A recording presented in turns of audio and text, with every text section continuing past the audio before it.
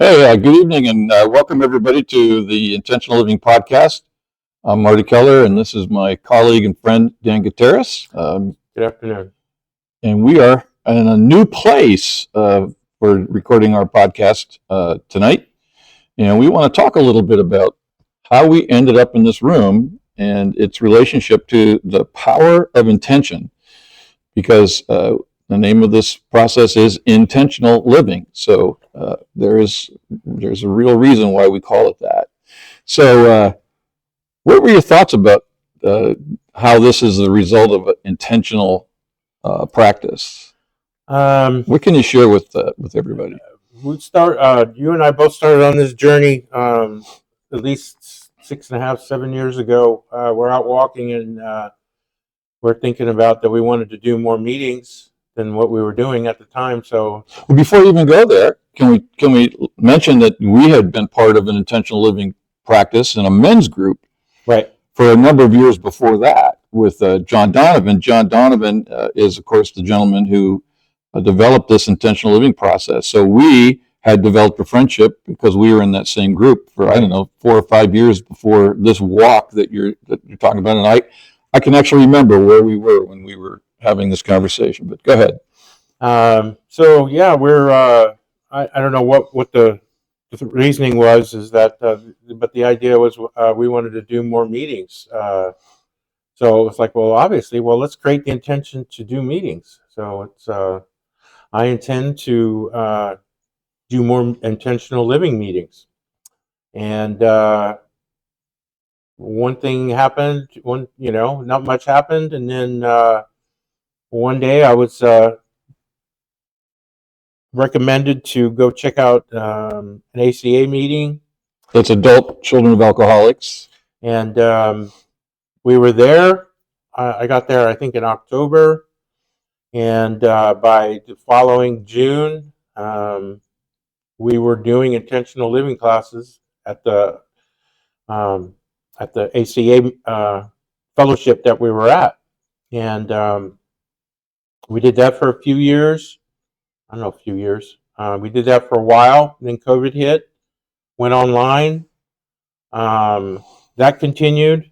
We went from 1 meeting to 2 meetings to 3. I think we had 3 meetings at one point. We still do. And so how that works is I still continued. I have an intention. I intend to create a world of acceptance, compassion, connection, and wisdom. And we got the opportunity because a gentleman who had been through my program, Intentional Living, he happened to be at the right place at the right time, as this usually happens. And the facility we're at is the Midtown Church in Sacramento, located on 19th and W, in the corner of 19th and W. And he was part of the management or the staffing, and he said, "Hey, why don't you give these guys a chance?" And here we are. Another opportunity to create new intentional living meetings, and spread the word on how intentional living helps you create a life by, acknowledging where you've been and feeling your feelings and creating new intentions for where you want to go in life, and repeat. So this has been the manifestation of those intentions. And for me, it's been, I don't know, 10 years now, maybe a little bit more. No, it can't be that much more. No. I set the intention to create a world of acceptance, compassion, connection, and wisdom back in 2015. And this has been happening. Here's my opportunity to create a world of that. And it all coincides with our intention to create more intentional living meetings. And this is how it manifests. The universe puts together the puzzle and makes it happen. And right now, this is the result of it. This is the opportunity that I've been waiting for the last 10 years. And 10 years, just 2025. Uh, but things happen on their time, in their own way. I don't know. I would have never thought to come here. This place didn't even exist 10 years ago as in its current form. So the universe is working, your higher power, God, whatever you want to call it. So yeah, it's just amazing to watch things transpire. I forgot to mention at the top of the podcast, as I usually do, that our motto for this podcast comes from a quotation from the Greek philosopher Socrates, who said, "The secret of change is to focus all of your energy not on fighting the old, but on building the new." And we we assert that the power of intention is precisely the way we create that future. And that's kind of what we did. You actually have done a little bit more than that yourself, because you had set the intention of making a living out of doing this kind of work. And when we were having those walks around the area where I currently still live, you were also struggling with going back to school and trying to get a degree, because you thought at that time that was the only way you could get into becoming a professional facilitator. And you just set the intention to make a living out of that. And you have also, that has also happened. Yeah. The universe and you have created that. So it's not just the fact that we had this vision of making this available to more people through more meetings, but also you personally have made a commitment through this intention to make this the way you earn your living. Right, I do, and it's amazing how this works. When I create the intention and I lose all expectation on how it's going to show up, and let the power of the intention and the universe do its thing, and I just keep doing what I'm doing. This is the result. This can be the result. Like I said, the only thing I've been doing for the last 10 years is following that my vision, my intention is to create a world of acceptance, compassion, connection, and wisdom, and this is the result. I've met people like the man behind the screen, Mr. Peter, just call him Peter, Mr. Arnell, there we go, Arnell Peter DeVera. I met him, and I met the gentleman who suggested to the staff of the church that we could possibly help support them in creating something for them. And I didn't know either one of these gentlemen 10 years ago when I started out. But as the universe, as it does what it does, I was living in a transitional living home. And just Peter moved in next door. And he didn't know anything about me, but we got to talking, and next thing you know, he's helping me create a business, doing these podcasts, helping me with the meetings. We're doing an in-person meeting now here as well. That's been an intention, is to get back to post-COVID, is to get back into the rooms, have people in-person meetings, and this is where we're at now. We're doing our podcast from the church, and in the church we have a huge facility where we have up to capacity. The vision is I intend to stand on the stage that's on the other side of that room, and that room holds over 400 people. My intention is to stand on that stage and teach intentional living. So, let's dig into this a little bit more deeply. One of the principles that we have in our intentional living practice is that we're always getting what we want, and that's related to the power of intention. And one of the things that we work on here is to become aware of subconscious desires that are showing up in our lives as compulsions, the desire to do things that our conscious mind says don't do, avoiding things that our conscious mind says, no, that would be good for us. It could be something as mundane as being healthy in our diet, or exercising, and our mind goes, I don't want to do that. Or it could be something more profound of not realizing how we shut ourselves off from intimacy with other people because of deep-seated fears of unhealed childhood trauma that basically says, I don't want to be close because I'm not safe.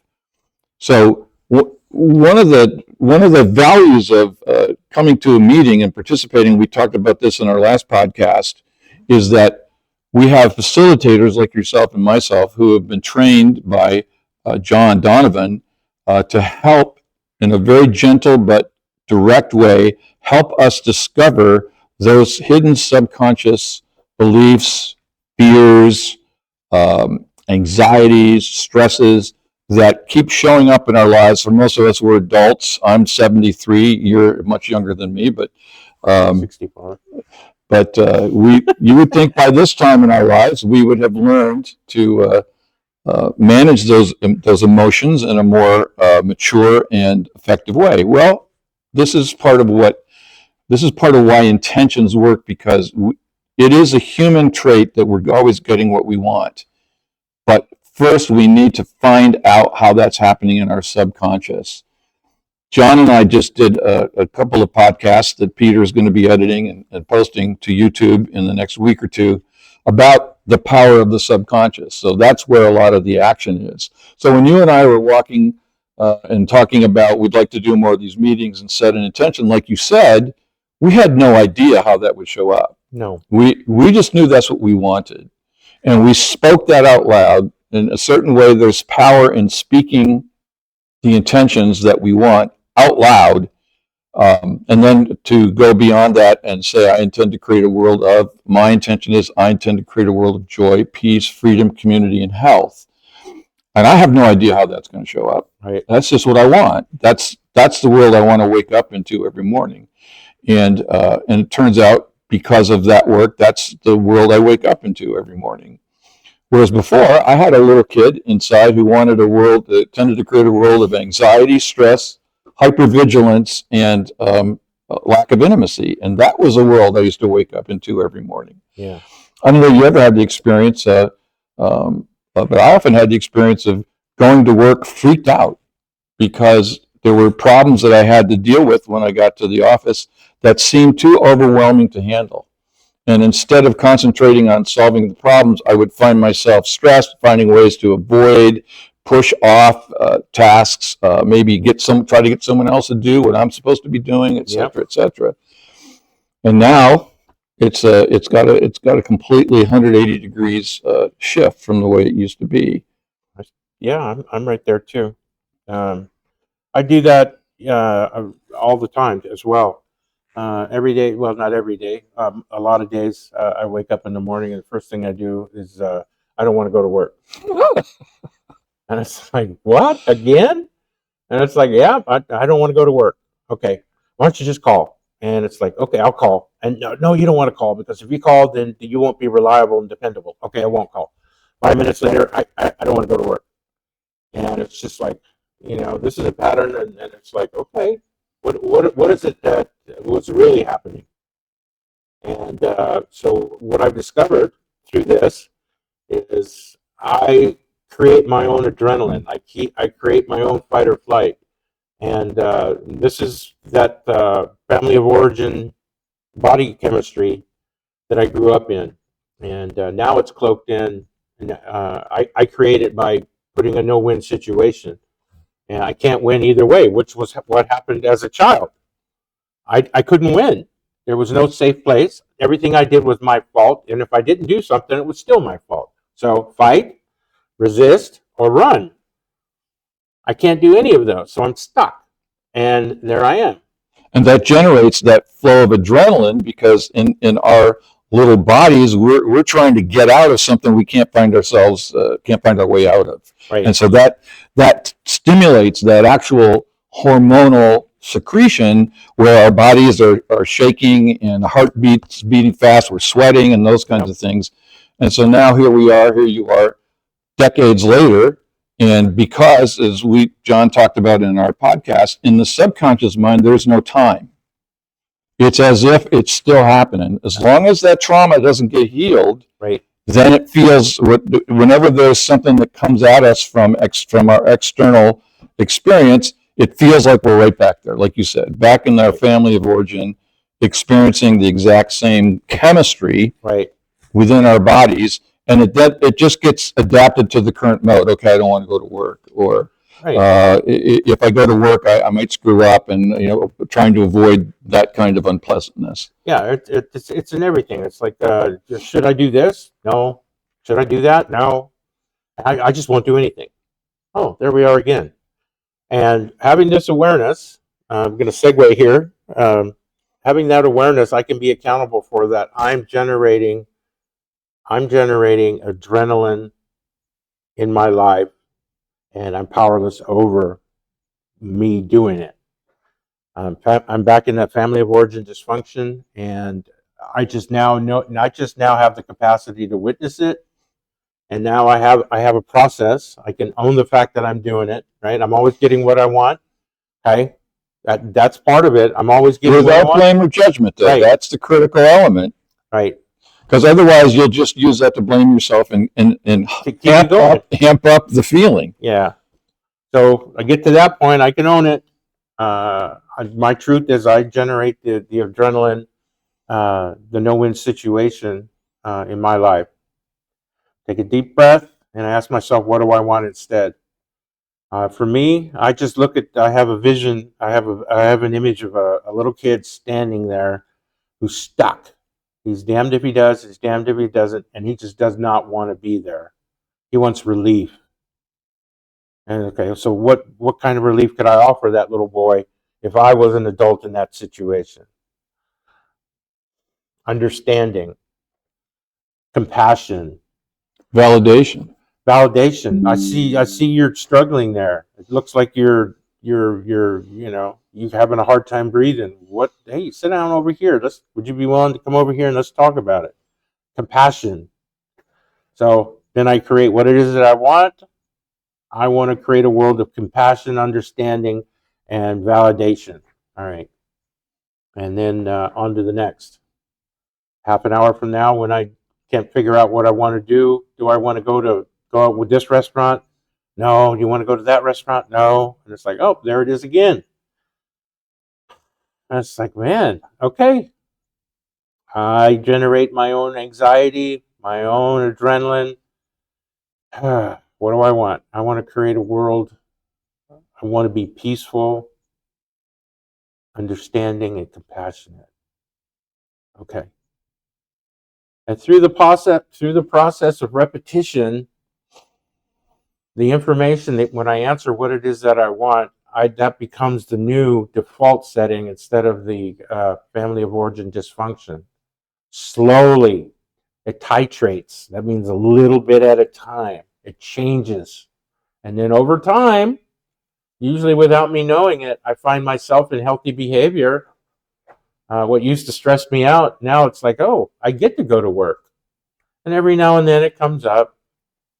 Should I stay or should I go? It's not a win-win. Do I want to do this? Do I not want to do this? If I ask the question 2 or 3 times, I know I'm in it.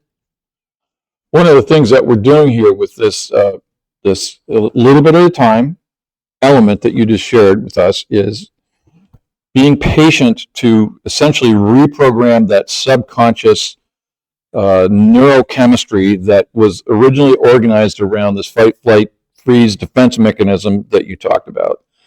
The little Marty, the little Dan, is living in a world of unhealed trauma that each one of us, have created a defense against.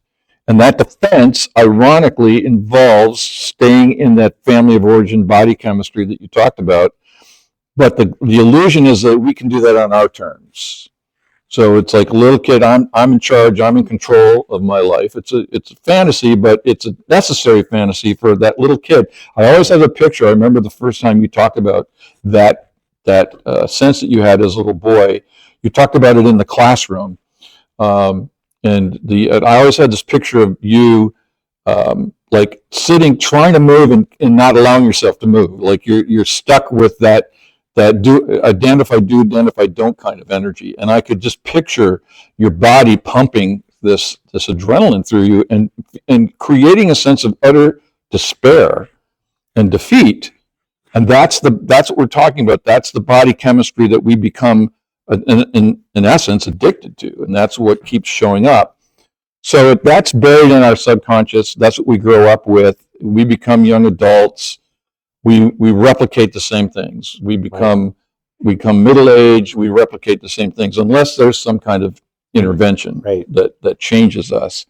Yep. So it takes time to change these. I call them psychological or psychospiritual habits that are physically in us, in our nervous system. It takes time to reprogram them, and that's why we do this repetition. We often put when Dan or I or John will put the diagram of the accountability tree on a board, on a whiteboard or something. Right. We oftentimes, when we get to the bottom of the process, which says intentional living, choice, freedom, right, we put a couple of red arrows and put it right back and to go right back to repeat. Do it again, because it's not a one and done, unfortunately. It'd be nice if it were, but it's not a one and done. And it's not a one and done because that experience is just deeply embedded in our psyche. Right. So it didn't just happen once as a child either. It happened innumerable times. So the only way to change this, the subconscious parts of our brain and our body, our organism learns through repetition. If I do something enough times, the body knows better than the mind, and therefore I don't think about it. I don't consciously think about these traumas, but they run by themselves because they happen so many times. And this was, I created a mechanism to engage. It engages to the point where I don't even understand that it is engaged. That's how good it is. Yeah. It's automatic. And the only way to realize and get support around that is to come to a group setting where other people get to view me over time and see the patterns that I have that I can't see. Just as we're viewing theirs. So we see how that's working in another person, and we can adapt that model to ourselves as well. Right. In a group setting. Yeah, that's the value of being in group.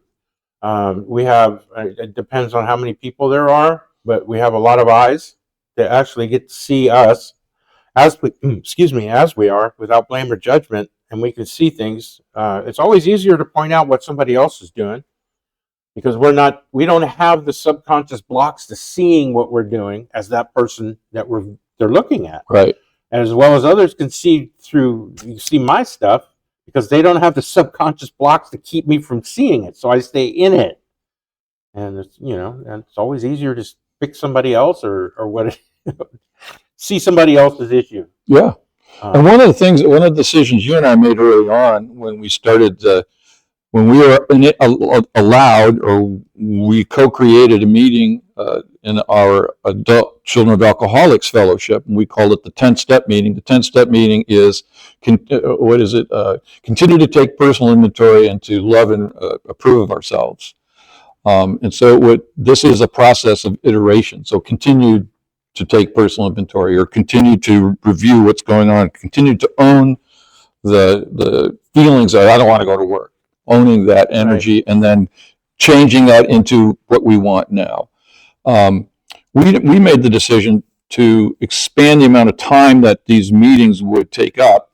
Many 12-step meetings are an hour, some are an hour and a half, but we said, let's do 2 hours. And we did that so that people who wanted to do the work could have the time to work through these processes. Again, sometimes people, my experience of myself, and I know that you have similar experiences, we need time in a group setting to really dig through and learn to be okay with what we're discovering about ourselves. Because we've been denying this for years and years and years, and all of a sudden we're confronted with the possibility of letting that go. And there's always a part of us that doesn't want to. Just like there's a more powerful part of us that does want to let go, does want healing, does want, like the image you had of little Dan, does want the adult to validate him, to be compassionate, to relieve him of the suffering that he's experiencing. And I agree completely. And one thing I've learned, or one thing that's transpired is that The adults in this back in the day when this trauma happened, the adults put on this little kid, told him to do something he had no capacity to do, and expected him to deal with the situation as an adult when nobody taught him about emotions, what their value was, none of that. How to process them, how to manage them, how to do something other than don't feel them, be distracted from them, tune them out. As adults right now in the program or doing this work, we are learning what we didn't get taught as children. So what the trauma is not necessarily something bad that happened to you. Trauma is necessarily what should have happened, didn't. And in my particular case, I was never given any education about emotional regulation other than deny it's there, deny there's a problem, stuff it, don't talk about it, you figure it out. You even talked about, they said, go to your room until you figure it out. Yeah, and I'm thinking, I didn't have the internet. How in the hell was I going to find the answer in a room with 4 walls and a bed? So I came up with the best solution that I could. But again, it's part of the trauma, is to essentially, that was like another version of putting you into a position where there was no win available. Yeah. And so then you had to invent stuff or fake it or, exactly. Find some kind of way to get out of the room and still consider that you were part of the family, you weren't alienated or you weren't abandoned. Or I figured out what to say. Exactly. I become a people pleaser. I say what you want me to hear or what I think you want to hear. Exactly. And which creates more of a dysfunction. And as, an adult, somewhere along the line, no update happens. There is no update after 7 years old. And we've been running on this childhood trauma for God knows how long. 60 years, 50 years. What we do in the intentional living groups process, the accountability tree, is creating the update. This is the update. You create the update that you want by figuring out what it is you want, by answering the question, what is it I want that I don't have? And then formalizing it through a statement of intention. Yep. So as we're coming to the end of our time together, we started out the conversation talking about this meeting. We're here now at the Midtown Church. First time. We used to be at the United Methodist Church, and also in Midtown Sacramento. And as you said earlier, for 3 years or 2.5 years, we were just on Zoom because of COVID, and we couldn't get into the physical spaces that we had been using.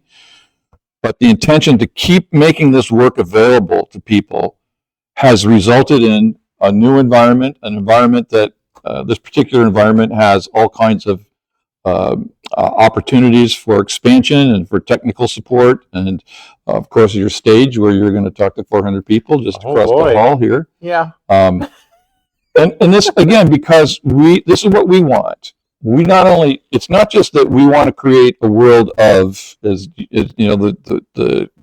qualities that you said, the qualities I said. It's also because we know that this is a powerful way to help people achieve the world they want, the world you want, through this intentional living process. And the best way to do this is to make this available to as many people as we possibly can. So we invite you to consider joining a meeting. Even though we're now going to be having the Monday night meeting in person, it's also going to be on Zoom as well. So we're going to be doing. We're not going to lose the Zoom platform. That's going to be incorporated as well as in person. We have the ability to do a hybrid meeting. So feel free to either get on Zoom or come down and be in person. So those of you living in Sacramento, come on down. Monday nights at 6:30. The information on when and where will be in the card at the end of the podcast, right, Peter? And information about the other meetings, which are all on Zoom only for now. Wednesday afternoon at 4, Thursday evening, 6:30, Saturday morning at 8:30, all Pacific time, is also available. So if you can come in person, that's the best, because being physically with each other there's an emotional resonance that we have by being physically in a room together. But if you can't do that, that's okay too. Please feel free to join us on the Zoom as well, and check it out for yourself. Yep. And with that, before we wrap up, any last words for the good of the order? Yeah. Answer the question. What is it I want that I don't have? That's the most important question you can ask yourself on a daily basis. Because I'm a manifester, and if I have a focus and I create my intentions, the universe responds. Always. And with that, thanks, Dan. Thanks, Marty. Thanks, Peter. And thanks, everybody, for joining us. And we'll see you in the next one.